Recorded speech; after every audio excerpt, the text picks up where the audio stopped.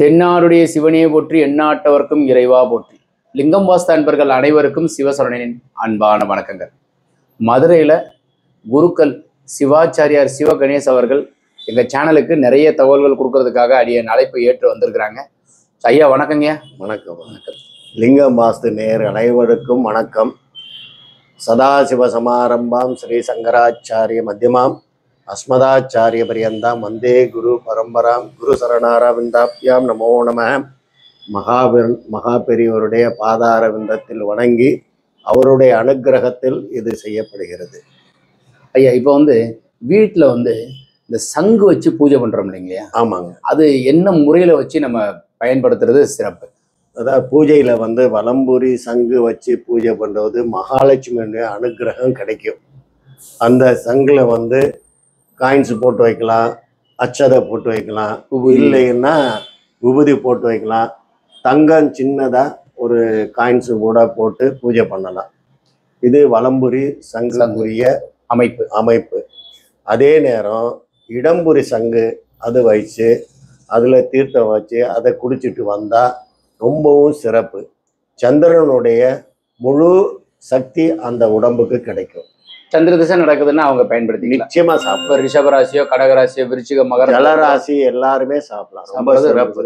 மன அமைதி கிடைக்கும், சந்தோஷம் நிகழும். நிச்சயமா. அதாவது மன குழப்பங்கள் நீங்கும், மன தோஷங்கள் எல்லாம் நீங்கிரும். அதனுடைய சிறப்பு அதுதான். இப்போ திருப்பதி ஏழுமலையான் கோவிலுக்கு இந்த சந்திர திசை நடக்கும்போது போயிட்டு வாங்கன்னு சொல்ற மாதிரி இதையும் வீட்டுல செய்யறது ரொம்ப ரொம்ப ரொம்ப நல்லது, ரொம்ப சந்தோஷம். அதாவது திருப்பதிக்கு போக முடியாதவர்கள் இந்த மாதிரி ஜலம் சாப்பிட்டே வந்தாலே அவங்களுக்கு அதோட பலன் நிச்சயமா கிடைக்கும். அதே மாதிரி நீங்க இந்த கிரக பிரவேசம் நீங்க எங்களுக்கு சொல்லியிருந்தது எப்படின்னா சனிக்கிழமை கிரக பிரவேசம் வச்சுக்கலாம்னு சொல்லிட்டு எங்களுக்கு நீங்க குறிச்சு கொடுத்துருந்தீங்க. அடியனும் பண்ண நல்லா இருக்கும், சிறப்பா இருக்கும். அது என்ன காரணங்க? அதாவது கிரக பிரவேசத்தினுடைய பூமிக்கு பார்க்கக்கூடியது எல்லாமே சனி ஓரையில தான் பண்ணுவாங்க. சனி திசையில இருக்கிறது செய்யறது ரொம்ப சிறப்பு. இது தென்பகுதியில் அவ்வளவா பண்ணுறது கிடையாது.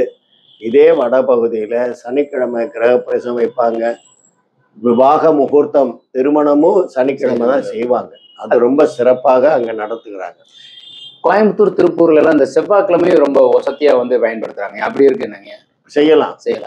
ஏன்னா பூமிக்காரகன் செவ்வாய்ங்கிறனால அந்த விசேஷமா செய்யறது. மங்களக்காரகன் அப்படின்றது மங்களம். செவ்வாய் மங்களம். அப்போ அது சுபமங்கலமாக இருக்கணும் அப்படிங்கிறக்காண்டி செய்யப்படுகிறது. அதே மாதிரி இப்ப வீடு கட்டுறாங்க இல்லைங்க? ஆமா. அவங்களுக்கு அந்த பூமி எல்லாம் சதுரிச்சு மார்க் பண்ணிட்டு தோண்ட ஆரம்பிப்பாங்க. இந்த வானம் தோண்டதுக்கு அப்புறம் அவங்க என்னங்க செய்யலாம்?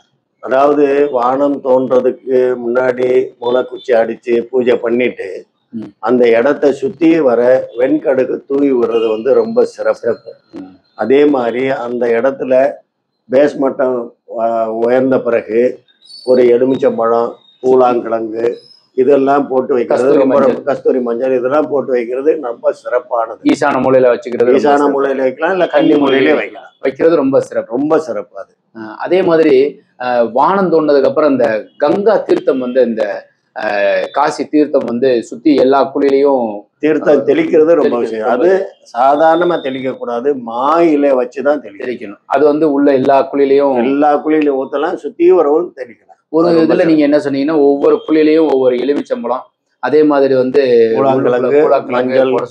மஞ்சள், அப்புறம் அந்த தீர்த்தமும் தெளிக்க சொல்லியிருக்கு. அது பண்றது ரொம்ப உயர்வு, சிறப்பு. அந்த வேலை நடக்கிறவங்க அந்த உரிமையாளர் செய்யறது ரொம்ப அவங்க கையால பண்றது ரொம்ப ரொம்ப சிறப்பு. இந்த கிரக பிரவேசம் இப்ப பண்ணிடுவாங்க. ஆமா. பண்ணி முடிச்சதுக்கு அப்புறம் அதுக்கப்புறம் எப்போ நம்ம இந்த ஹோமங்கள் செய்யறது ரொம்ப சிறப்புங்க. அதாவது கோயில் அப்படின்னு எடுத்துக்கிட்டா 12 வருஷத்துக்கு ஒரு தடவை கும்பாபிஷேகம் பண்ணணுங்கிறது சாஸ்திரத்துல சொல்லப்பட்டுள்ளது. அதுபடிதான் பண்ணணும். எந்த ராசியில குரு இருக்கும்போது கும்பாபிஷேகம் பண்ணாங்களோ அதே ராசியில குரு வரும்போது 12 வருஷம் ஆகும். அந்த நேரத்துல கும்பாபிஷேகம் பண்ணுவாங்க. அதே மாதிரி கிரகப்பிரவேசம் பண்ணும்போது குரு எந்த ராசியில இருந்தாரோ அந்த ராசியிலிருந்து 3ஆம் இடமோ 5ஆம் இடமோ 9ஆம் இடமோ வரும் பொழுது மறுபடியும் கணபதி ஹோமம் பண்றது அந்த இடத்துக்கு உயிர் கொடுக்குற மாதிரி ரொம்ப சிறப்பா இருக்கும். அப்போ வருடா வருடம் பண்ணணும் இல்லை, ஒரு 3 வருஷமோ 5 வருஷத்துல வந்து கண்டிப்பா நிச்சயமா பண்ணலாம். பண்றது ரொம்ப நல்லது. அவங்களுக்கு நாட்டுக்கோட்டை செட்டியார்கள் அங்க எல்லாம் வந்து 3 வருஷம் 5 வருஷத்துக்கு ஒரு தடவை கணபதி ஹோமம் வீட்டுல பண்ணுவாங்க. காரணம் என்னன்னா அந்த இடம் வந்து வலிமையா இருக்கிறது. 300 வருஷம் 400 வருஷம் ஆனாலும் அந்த பில்டிங்குக்கு எந்த அழிவும் கிடையாது. உயிரோட்டம் இருக்கும். உயிரோட்டமா இருக்கு. அது மாதிரி அவங்க வந்து செயல்படுறாங்க. நீங்களும் அந்த மாதிரி நீங்க வந்து செய்து கொடுக்குறீங்க. என்னங்க கேட்டா செய்யறது அந்த மாதிரி நீங்க போய் அவங்களுக்கு ஒரு 3 வருஷம் கழிச்சு அவங்களுக்கு வளர்ச்சி இருக்கு. ஒரு சிலர் என்ன செய்யறாங்கன்னா, ஒரு வீடு கட்டி கிரக பிரவேசம் முடிஞ்சு அப்புறம் ஒரு 4 வருஷம் கழிச்சு வேற ஒரு வீடு கட்டுறது இதுவும் ஈக்குவலா, இல்ல இந்த வீடு தனியா பண்ணணும் அந்த வீடும் தனியா பண்றது நல்லது. நிச்சயமா தனித்தனியா பண்றது தான் நல்லது. அதே மாதிரி கடை வந்து வச்சிருக்கிறாரு, நல்ல வளர்ச்சி அடையணும். ஸோ ஒரு தொழில் ரீதியாக வளர்ச்சி அடையணும். அதுல என்ன சாமி வச்சுக்கிறது, என்ன ஹோமம் பண்ணணுங்க? அதாவது கடை ஓனருடைய ஜாதகம் பார்த்து அவருக்கு என்ன திசை நடக்குதோ அந்த இந்த திசைக்குரிய பாதகம் இல்லாத திசை என்னவோ அதுக்குரிய பரிகாரம் பண்ணிட்டு அந்த அஷ்டலட்சுமி பூஜையோ யாகம் பண்ணும்போது அவங்களுக்கு ஏற்றத்தை கொடுத்துரும். அதுதான் ரொம்ப ரொம்ப முக்கியம். அதே மாதிரி அவங்க வீட்டில் அந்த கடையில் வந்து ஒரு மகாலட்சுமி வச்சுக்கலாமா, இல்லை திருப்பதி ஏழுமலையான வச்சுக்கலாமா? அது என்ன ஃபோட்டோ? முதல்ல அவங்க குலதெய்வத்தினுடைய படம் அவசியமாக வச்சுக்கணும். ரொம்ப அது போக அவங்களுக்கு இஷ்டமா எந்த தெய்வத்தை வச்சுக்கணும்னு மனசுல தோணுதோ அந்த தெய்வத்தை நிச்சயமா வச்சுக்கலாம். அதே மாதிரி வேலையாட்கள் வந்து அவங்களுக்கு தங்கி வேலை பார்க்குற மாதிரி எப்போவுமே பெர்மனண்டா வளர்ந்ததுக்கு அப்புறம் போறதுங்கிறது ஒருவே. ஆனா அங்க வேலையாட்கள் அடிக்கடி மாறிக்கிட்டே இருக்கிறாங்க.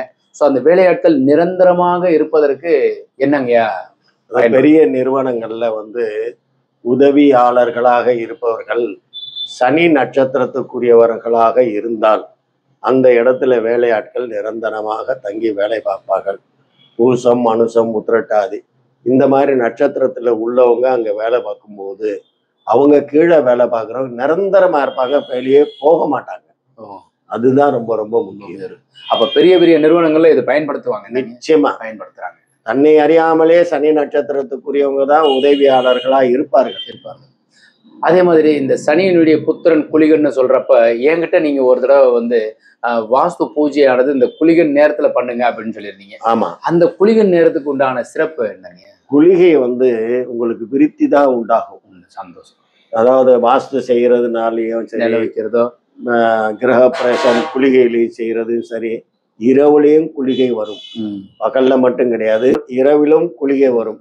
அந்த குளிகை நேரத்துல கிரக பிரவேசம் பண்றது அடுத்து வீடு கட்டிக்கிட்டே வருவாங்க. ஒரு நகை நட்டும் ஒரு நகை வாங்கினாலும் அடுத்தடுத்து நகை வாங்குவாங்க. அதே மாதிரி அசுப காரியம் வந்து குளிகையில செய்ய மாட்டாங்க, செய்யவும் கூடாது, தவறு. அந்த மாதிரி செஞ்சுட்டா அடுத்தடுத்து அசுப காரியம் ஆயிரும். நிலை வைக்கிறோம் இல்லைங்க? ஆமா, அதுக்குமே வந்து அவங்க சந்திராஷ்டமம் பாக்குறோம், அதுக்கும் ஜீவன் நேத்திரம் பார்க்கணுமாங்க? நிச்சயமா பார்த்துதான் வைக்கணும். நிலை கூட பிரதான தலைவாசனங்கிறது அந்த நேத்திரம் ஜீவன் இருக்கும்போது வைக்கிறதா ரொம்ப சிறப்பு. அதுல வந்து நவரத்ன கல்லு, பஞ்சலோகம் இதெல்லாம் வச்சு நவதானியம் வச்சு அது சந்தனம் பூசிட்டு நிலை நிறுத்தி வைக்கிறதா நல்லது. மேலையும் ஒரு பருத்தி கொட்டையும் ஒரு சின்ன மஞ்சள் துணியில கட்டி வைக்கணும். ஒரு சிலர் என்ன செய்யறாங்கன்னா, இந்த நிலை வச்சு முடிச்சதுக்கு அப்புறம் சேவல் பலிடுறாங்க. கொடுக்க கூடாது, அது தப்பு. எலுமிச்சம்பழம் மஞ்சள் குங்குமத்துல துவைத்து அதை பிழியலாம், அதுதான் நல்லது. அதுதான் சைவ முறையில அதுதான் நல்லது. இது சேவல் பலி கொடுக்கறது அந்த உயிர் போகும்போது அதனுடைய வலி அந்த இடத்துல தங்க ஆரம்பிச்சிடும். அது செய்யக்கூடாது. அதே கிரக பிரவேசத்துக்கும் அது பொருந்தும். பண்ணவே கூடாது, உயிர் பலியே கொடுக்க கூடாது. அதாவது அந்த காலத்துல எப்படின்னா எல்லா வீட்லயும் போய் கணபதி ஹோமம் பண்ண மாட்டாங்க, சில குறிப்பிட்ட இடத்துல தான் போய் பண்ணுவாங்க. அவங்க வந்து இந்த மாதிரி செய்யணும் சாமி அப்படின்னு கேட்கும்போது என்ன சொன்னாங்கன்னா, இந்த மாதிரி உயிர் பலி கொடுத்துருன்னு சொல்லிடுவாங்க. அது தவறு. அந்த மாதிரி உயிர் பலி கொடுத்து செய்யக்கூடாதுன்னு தான் சாஸ்திரத்திலேயே இருக்கு.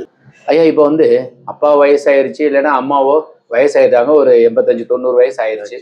ஸோ அவங்க தவறுனதுக்கு அப்புறம் ஒருவேளை 1 மாசம் 2 மாசத்துக்குள்ளேயே அவர் கட்டட வேலை தூங்குற மாதிரி சுச்சுவேஷன் இருந்தால் அது என்னங்க செய்யுது? அதாவது பெரும்பாலும் வந்து தகப்பனார் இருந்தா 1 வருஷம் செய்யக்கூடாதுன்னு சாஸ்திரத்துல இருக்கு.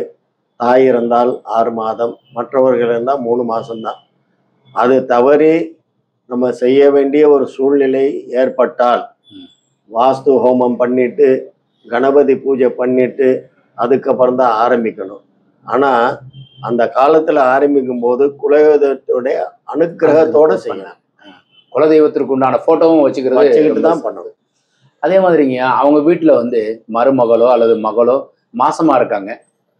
ஸோ அது எத்தனை மாசம் வரைக்கும் அவங்க வேலையை துவங்கலாங்கிறது இருக்கு? 4 மாசத்துக்கு முன்னாடின்னா வேலையை துவங்கலாம். 4 மாசத்துக்கு மேலே ஆச்சுன்னா வேலை ஆரம்பிக்க கூடாது, படி தாண்டக்கூடாது அப்படின்றத சாஸ்திரத்துல இருக்கு.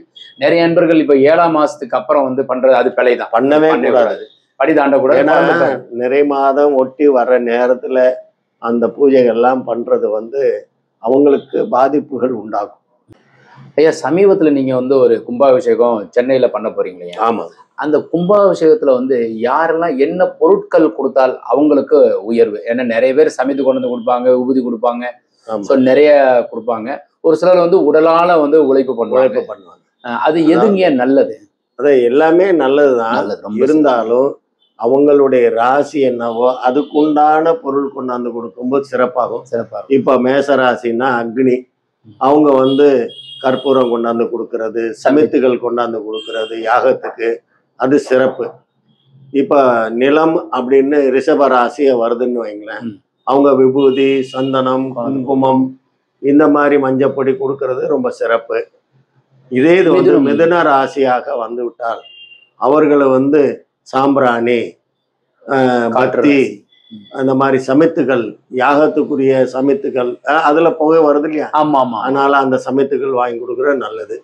இதே இது ஜலராசி கடகராசியா இருக்குன்னா அவங்க வந்து கங்கை தீர்த்தம் கொடுக்கலாம், பசு நெய் கொடுக்கலாம், பால் வாங்கி கொடுக்கலாம்.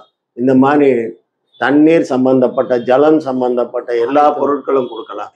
இது போக ஆகாய சம்பந்தப்பட்டது பூதத்துக்குரியது வந்து புஷ்பங்கள் தான். அந்த புஷ்பங்கள் வாங்கி கொடுக்கலாம், மாலை வாங்கி கொடுக்கலாம். இந்த மாதிரி விசேஷம் கும்பாபிஷேகத்தில் செய்யும்போது பல மடங்கு நன்மைகள் உண்டாகும். என்ன காரணம்னா அது 12 காலங்களில் யாகம் நடந்துக்கிட்டே இருக்கும். அந்த யாகத்தினுடைய வலிமை, வைப்ரேஷன் அந்த இடத்துல உள்ள எல்லாருக்குமே கிடைக்கும். அதில் தானம் பண்ணுறவங்களுக்கும் கிடைக்கும், அந்த கும்பாபிஷேகத்தில் கலந்துக்கிட்டவங்களுக்கும் கிடைக்கும். அதுதான் ரொம்ப சிறப்பு. இப்போ வந்துங்க அந்த ஹோமம் பண்றது பாக்குறது சிறப்பா, இல்ல அபிஷேகம் பண்ற தீர்த்த அபிஷேகம் பண்றாங்களே, ஹோமம் பண்றதையும் பார்க்கலாம், அபிஷேகம் பண்றதையும் பார்க்கணும், அவசியமா பார்க்கணும். அந்த நேரம் பார்க்கணும். அதுக்கப்புறம் வந்து கண் திறக்கிறது, சுவாமி அம்பாளுக்கு கண் திறக்கிறது, அப்புறம் தீபார்த்தனை அபிஷேகம் நடக்கும். தன் கண் திறப்பெல்லாம் முன்னாடி நடந்துரும். கும்பாபிஷேகம் முடிஞ்ச உடனே சுவாமி அம்பாளுக்கு எல்லாருக்குமே அபிஷேகம் நடந்து தீபாராதனை பார்ப்பாங்க. அவசியமா பிரசாதம் அன்னைக்கு வாங்கி சாப்பிடணும். அதான் சிறப்பு. அங்க இருந்து பிரசாதம் வாங்காம போயிடாதீங்க, அதுதான் நல்லது. அதுதான் அந்த சக்தி தான் அந்த பிரசாதத்துல இருக்கு, வலிமை. ஐயாவை நீங்க வந்து ஏதாவது ஒரு வகையில நீங்க இப்போ வந்து கிரக பிரவேசமோ கும்பாபிஷேகமோ செய்து வைக்கிறதுக்கு உண்டான நம்பர் எதுவும் கொடுக்கலாமாங்க? நிச்சயமா கொடுக்கலாம். ரொம்ப சந்தோஷங்க. நீங்க வந்து சிவாகம வேத பாடசாலை உங்க மாணவர்களை வச்சு நீங்க வந்து செயல்படுத்திட்டு இருக்கீங்க. நிச்சயமா அந்த மாதிரி தான் பண்ணிட்டு இருக்கேன். ஆகம முறைப்படிதான் யாகமே நடக்கும். சரிங்க, ரொம்ப. அதே மாதிரி வைதிக முறை கிடையாது. ஆகம முறை பண்றதுனால அவங்களுக்கு தான் வளர்ச்சி ஜாஸ்தி, விருத்தி ஆகிட்டே இருக்கும். அதுதான் ரொம்ப முக்கியம். எந்த ஊருக்கு வேணாலும் நம்ம போய் பண்ணி கொடுக்கணும். எந்த ஊருக்கு நானும் பாம்பே கூட போய் கிரக பிரவேசம் பண்ணிட்டு வந்திருக்கோம். ரொம்ப சிறப்புங்க. என்ன தொடர்பு கொள்றது வந்து உங்க நம்பர் இப்ப நம்ம கொடுக்கறது நிறைய பேர் பார்ப்பாங்க. அப்படி உங்களுக்கு டைம் மாத்திரம் நீங்க வந்து பார்த்து முன்னாடியே செலக்ட் பண்ணி வச்சுக்கணும். அதாவது அவசர கதியில இந்த நேரத்துல நாங்க குறிச்சிருக்கோம் வந்து செய்யணும் முடியாது, வாய்ப்பு கிடையாது. அதாவது எல்லாமே பார்க்கணும். ஜாதகம் அனுப்பி அதுக்குண்டான நாள், நட்சத்திரம், திதி, யோகம், கரணம் இதெல்லாம் செலக்ட் பண்ணி அன்னைக்கு நேத்திரஞ்சீவன் இருக்கான்னு பார்க்கணும். மாசத்துல 10-12 நாள் தான் நேத்திரஞ்சீவன் வரும், அதுக்கப்புறம் வராது. அதனால அதெல்லாம் வச்சு பார்த்து தான் குறிச்சு கொடுத்து 2 மாசத்துக்கு முன்னாடி டேட் ஃபிக்ஸ் பண்ணிக்கிட்டா ரொம்ப நல்லது. ரொம்ப சந்தோஷங்க. உங்க பொன்னான நேரத்தை எங்களுக்காக செலவழிச்சு எங்கள் மக்களுக்காகவும் எங்க சேனல் அன்பர்களுக்காகவும் சொன்னதற்கு நன்றி. மிக்க நன்றிங்க. வணக்கம். வணக்கம்.